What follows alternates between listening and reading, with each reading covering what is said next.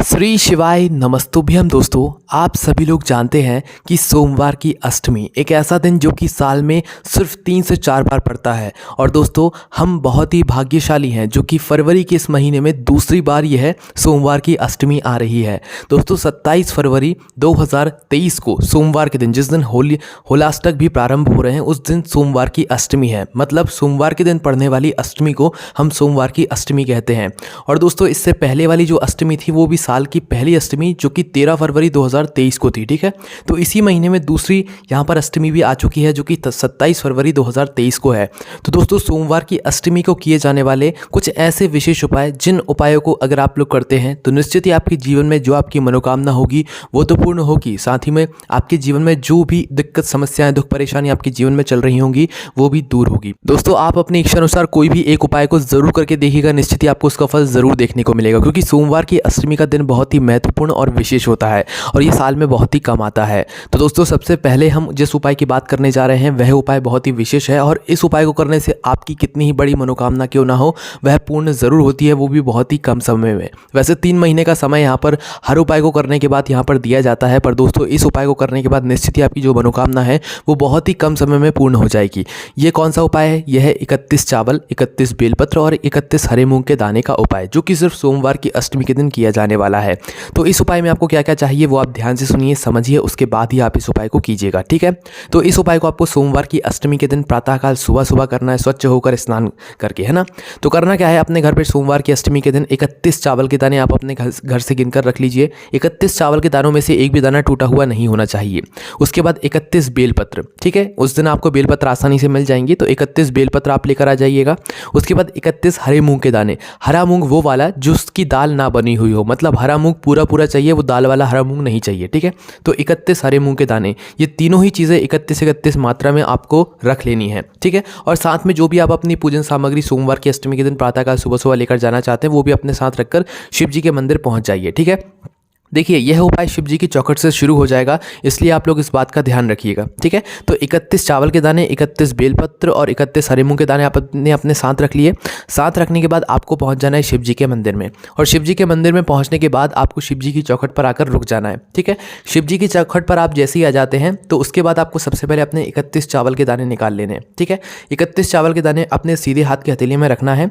सीधे हाथ के हथेली में रखने के बाद दोस्तों, भगवान शिव जी के नाम का स्मरण करते हुए और अपनी मनोकामना को करते हुए, भगवान भोलेनाथ के नाम का स्मरण करते हुए, इन 31 चावल के दानों को आपको भगवान शिव जी की चौखट पर समर्पित कर देना है। ठीक है, जो आपका उस समय सीधा हाथ पड़ रहा हो उसे सीधे हाथ की हथेली पर आप यह 31 चावल के दाने अपनी मनोकामना को करते हुए समर्पित कर दो। ठीक है, उसके बाद भगवान शिव जी की चौखट से अंदर प्रवेश करो। प्रवेश करने के बाद आपको रुकना है नंदी बाबा के पास में, है ना। अब नंदी बाबा के पास में आने के बाद आपको निकाल लेने हैं अपने 31 हरे मूंग के दाने। शिव जी की शिवलिंग के सामने जो नंदी बाबा बैठे हुए होते हैं उनके पास जाकर आपको क्या करना है, 31 जो हरे मूंग के दाने आप लोग गिनकर लेकर आए हैं, इन 31 हरे मूंग के दानों को भगवान नंदी बाबा के जो एक चरण उठा हुआ होता है, आपने देखा होगा एक चरण उठा हुआ होता है, तो उस उठे हुए चरण के पास आपको 31 हरे मूंग के दाने अपनी मनोकामना को करते हुए समर्पित कर देने हैं। ठीक है, मनोकामना एक ही करनी है, ऐसा नहीं कि आप बदल बदल कर मनोकामना कर रहे हैं। जो मनोकामना आपने चावल समर्पित करते समय बोली है वही मनोकामना आपको यहाँ भी बोलना है। ठीक है, और वही मनोकामना आपको बेलपत्र समर्पित करते समय भी बोलना है ना। तो आपको अब शिव जी के पास जाना है। शिव जी के पास जैसे ही आप लोग पहुंच जाएंगे शिवलिंग के पास में, तो उसके बाद आपको 31 बेलपत्र अपनी निकाल लेनी है। ठीक है, इन 31 बेलपत्र की बीच वाली बड़ी पत्ती पर आप पीला चंदन लगा लीजिए। पीला चंदन लगाने के बाद दोस्तों, एक एक करके इन बेलपत्री को भगवान शिव जी की शिवलिंग के ऊपर जो अशोक सुंदर का स्थान होता है, जो कि जलाधारी के बिल्कुल बीचों बीच होता है, उस स्थान पर आपको क्या करना है कि जो बेलपत्री है 31, वह 31 बेलपत्री एक एक करके श्री शिवाय नमस्तुभ्यम बोलकर आपको समर्पित कर देना है। ठीक है, अपनी मनोकामना आखिरी बेलपत्र जब समर्पित कर रहे हो 31वीं, तो उस समय आप लोग बोल दीजिएगा और भगवान से हाथ जोड़कर विनती कर अपनी मनोकामना वापस से बोलिएगा और भगवान से प्रार्थना कीजिएगा। निश्चित ही आपने जिस भी कामना के लिए यह उपाय सोमवार की अष्टमी के दिन किया होगा, आपकी वह मनोकामना बहुत ही जल्द पूर्ण जरूर हो जाएगी। चलिए दोस्तों, अब बात करते हैं अगले उपाय के बारे में, जो कि आपको सोमवार की अष्टमी के दिन करना है। दोस्तों, सोमवार की अष्टमी के दिन शाम के समय आपको एक बेलपत्र, कितनी, बस एक बेलपत्र भगवान भोलेनाथ को जरूर समर्पित करनी चाहिए।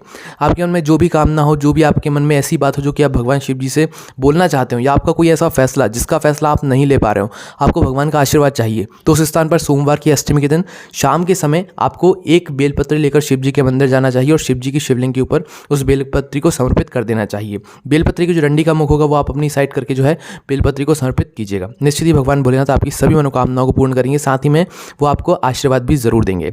उसके बाद में दोस्तों अगला जो उपाय है वो ये है सोमवार की अष्टमी का, कि सोमवार की अष्टमी के दिन जो व्यक्ति 5 बेलपत्री गिनकर लेकर जाता है शिव जी के मंदिर में प्रातःकाल सुबह सुबह और एक एक करके श्री शिवाय नमस्तुभ्यम बोलकर भगवान शिव जी की शिवलिंग पर 5 बेलपत्री समर्पित कर देता है, भगवान उसे वो सब दे देते हैं जितने की उसने कल्पना भी नहीं करी होती है। इस उपाय को करने के लिए आपको भगवान शिव जी से कुछ बोलने की भी जरूरत नहीं है, बस आप 5 बेलपत्र लेकर जाओ, श्री शिवाय नमस्तुभ्यम बोलकर एक एक करके 5 बेलपत्र भगवान शिव जी की शिवलिंग के ऊपर समर्पित कर दो और फिर देखो आपके जीवन में कैसे कैसे चमत्कार हो जाते हैं। ठीक है, ये बहुत ही विशेष उपाय है, आप जरूर करके देखिएगा। उसके बाद में दोस्तों अगला जो उपाय है ये बहुत ही विशेष उपाय है, माताओं बहनों को ये उपाय जरूर करना चाहिए। कई सारी माताएं मैंने परेशान रहती हैं कि भाई उनका बच्चा बहुत ज़्यादा जिद करता है, बहुत ज़्यादा जिद्दी है, कोई भी चीज़ देख लेता भाई तो वो उसे लेकर ही मानता है। तो भाई ऐसे बच्चों के लिए आप सोमवार की अष्टमी के दिन यह उपाय जरूर करें जो लोग जिद्दी होते हैं। ठीक है, जो बच्चे जिद्दी होते हैं तो उनके लिए आपको करना क्या है कि एक कटोरी लेना है छोटी सी, उस कटोरी में आपको शक्कर भरना है। ठीक है, भगवान शिव जी पर चढ़ाने के लिए एक छोटी सी कटोरी में आपको शक्कर भरना है और सोमवार की अष्टमी के दिन प्रातःकाल सुबह सुबह शिव जी के मंदिर पहुंच जाना है स्वच्छ होकर स्नान करके, है ना। अपने बच्चे को भी साथ में लेकर जाना है, उसी के हाथों से ये उपाय करवाना है। जो बच्चा जिद करता हो तो उसके हाथ में आपको भगवान शिव जी के मंदिर पहुंचकर शिव जी के सामने खड़े होकर आपको करना है उस कटोरी को उस बच्चे के हाथ में देना है, शक्कर की कटोरी को। और इस शक्कर की कटोरी को जो है आपको अपने बच्चे से बोलकर अवधूतेश्वर महादेव का नाम लेते हुए इस शक्कर की कटोरी को भगवान शिव जी की शिवलिंग के ऊपर आपको समर्पित कर देना है। ठीक है, अगर बच्चा नहीं बोल रहा है तो आप अवधूतेश्वर महादेव के नाम का स्मरण कीजिएगा, नाम लीजिएगा जब वह बच्चा जो है शक्कर समर्पित कर रहा हो। कौन से महादेव? अवधूतेश्वर महादेव का नाम लेते हुए इस शक्कर की कटोरी को अपने बच्चे के हाथ से भगवान शिव जी की शिवलिंग के ऊपर समर्पित करवा दीजिए।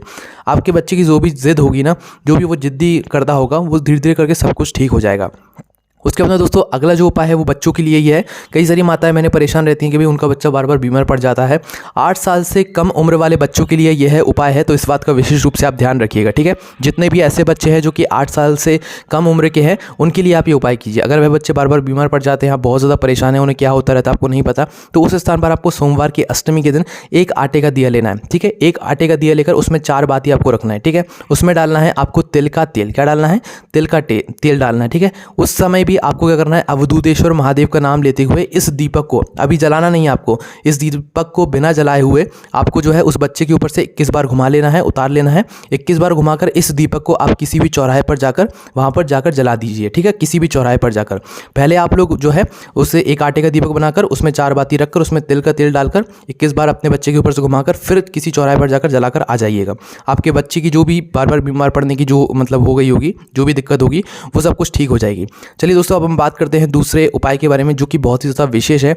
और इस उपाय को करने से अगर आपके जीवन में बहुत सारी दुख और समस्याएं चल रही हैं तो भगवान भोलेनाथ के आशीर्वाद से आपकी सारी दुख और समस्याएं दूर हो जाएंगी। इस उपाय में आपको करना क्या है? इस उपाय में आपको लेना है 7 बेलपत्री और 1 लोटा जल। क्या लेना है? 7 बेलपत्री और 1 लोटा जल। और चंदन को घिसकर आपको चंदन बनाकर भी अपने साथ लेकर जाना है, मतलब केसर को घिसकर चंदन बनाकर अपने साथ लेकर जाना है। ठीक है, प्रातःकाल सुबह सुबह शिव जी के मंदिर में पहुंच जाना है। पहुंचने के बाद आपको करना क्या है? सबसे पहले शिव जी की शिवलिंग के ऊपर 1 लोटा जल आपको चढ़ा देना है। ठीक है, 1 लोटा जल आपने चढ़ा दिया। अब 7 बेलपत्र की जो बीच वाली बड़ी पत्ती होगी, इस पर आपको बीच वाली पत्ती पर ओम लिखना है। जो आप केसर को घिसकर चंदन बनाकर लाए ना, इसी चंदन से बीच वाली बड़ी पत्ती पर ओम लिखना है 7 बेलपत्री पर, है ना। उसके बाद जो 7 बेलपत्ते की जो 2 साइड की पत्तियां होंगी, सबसे पहली वाली जो पत्ती होगी उस पर आपको माँ जगदम्बा के नाम की एक बिंदी लगानी है उसी केसर चंदन से। उसके बाद में दोस्तों जो दूसरी वाली पत्ती होगी उस पर आपको गणेश जी रिद्धि सिद्धि के नाम की जो है दूसरी बिंदी लगानी है उसी केसर चंदन से। ठीक है, लगा दिया आपने।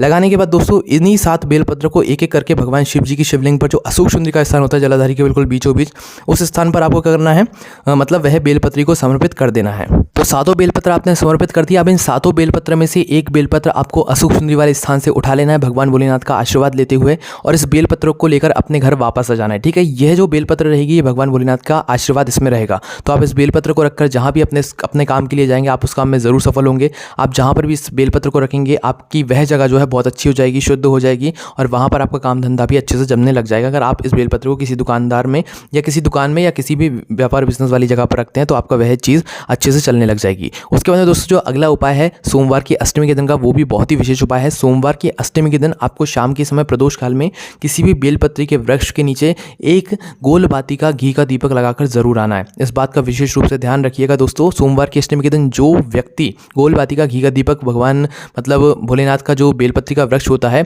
उसके नीचे लगाकर आ जाता है, उसके घर में कभी भी धन की पैसों की कमी नहीं होती है। माँ लक्ष्मी स्वयं उसके घर में वास करती हैं। जरूर करके देखिएगा एक बार, बहुत ही विशेष दिन होता है सोमवार की अष्टमी का। उसके बाद दोस्तों अगला जो उपाय है ये बहुत ही विशेष उपाय है। इस उपाय को करने से सोमवार की अष्टमी के दिन आपकी मनोकामना बहुत जल्द पूर्ण हो जाएगी। इस उपाय में आपको करना क्या है, एक बेलपत्री लेना है, उस बेलपत्री की बीच वाली बड़ी पत्ती पर आपको थोड़ा सा शहद लगाना है, थोड़ा सा लगाना है और पूरे में बीच वाली बड़ी पत्ती पर फेर लेना है। ठीक है, इस प्रकार से एक बेलपत्री पर बीच वाली बड़ी पत्ती पर शहद लगाकर आपको भगवान शिव जी की शिवलिंग पर सोमवार की अष्टमी के दिन प्रातःकाल सुबह सुबह जाकर चिपकाना है अपनी मनोकामना को करते हुए। निश्चित ही आपकी वह मनोकामना बहुत जल्दी पूर्ण हो जाएगी, है ना। उसके बाद दोस्तों अब हम आपको ऐसे उपाय बता रहे हैं जो उपाय अगर आप लोग एक बेलपत्र के साथ में कर लेते हैं तो आपकी बहुत सारी दुख और समस्याएं मनोकामना पूर्ण हो जाएंगी। दोस्तों एक बेलपत्र का ही यह उपाय। दोस्तों अगर आप एक बेलपत्र लेते हैं और उस बेलपत्र को, जो बेलपत्र की नीचे वाली डंडी होती है, उस डंडी को पकड़कर भगवान शिव जी की शिवलिंग के ऊपर समर्पित करते हैं तो इससे ही भगवान शिव जी समझते हैं कि भाई आप बहुत ज़्यादा चिंता में, तो आपकी वो चिंता दूर कर देते हैं। ठीक है, उसके बाद दोस्तों अगर आप एक बेलपत्री को मध्य भाग में पकड़कर समर्पित करते हैं तो इससे भगवान शिव समझते हैं कि आपके घर परिवार में दिक्कत है, तो वो आपकी दिक्कतें ठीक कर देते हैं। उसके बाद दोस्तों अगर आप एक बेलपत्री को जो है दोनों पत्तियों को स्पर्श करके समर्पित करते हैं तो इससे भगवान शिव ये समझते हैं कि आपके घर में जो संतान हैं उनको रोग बीमारी के लिए आप ये बेलपत्र समर्पित करते हैं तो वो ठीक कर देते हैं। उसके बाद दोस्तों अगर आप एक बेलपत्र की बीच वाली बड़ी पत्ती को पकड़कर समर्पित करते हैं तो भगवान शिव समझते हैं कि आपके घर में धन वैभव की कमी है, तो भगवान शिव आपको वो सब दे देते हैं। उसके बाद दोस्तों अगर आप एक बेलपत्र को गीला करके समर्पित करते हैं तो भगवान शिव ये समझते हैं कि कोई रोग वाली समस्या है, कोई दुख और बीमारी है, मतलब आपके घर में कोई रोग या बीमारी है, तो उसके लिए भगवान शिव जो है आपको आशीर्वाद दे देते हैं। उसके बाद में दोस्तों अगर आप लोग जो बेलपत्री होती है उस बेलपत्री की मतलब एक आखिरी में डंडी में डूट होता है, ठीक है, अगर उस डूट को साथ में बेलपत्री को समर्पित करते हैं तो भगवान शिव ये समझते हैं कि आपको जो है अदालत का कोई मतलब यहाँ पर दिक्कत आ रही है, तो अब वो आपका अदालत का केस जो है सुलझा देते हैं। इस प्रकार से अगर आप लोग एक बेलपत्र को इस प्रकार से चढ़ाते हैं तो भगवान शिव के पास ये संकेत पहुंचता है और आपकी वह दुख समस्या वो दूर करते हैं।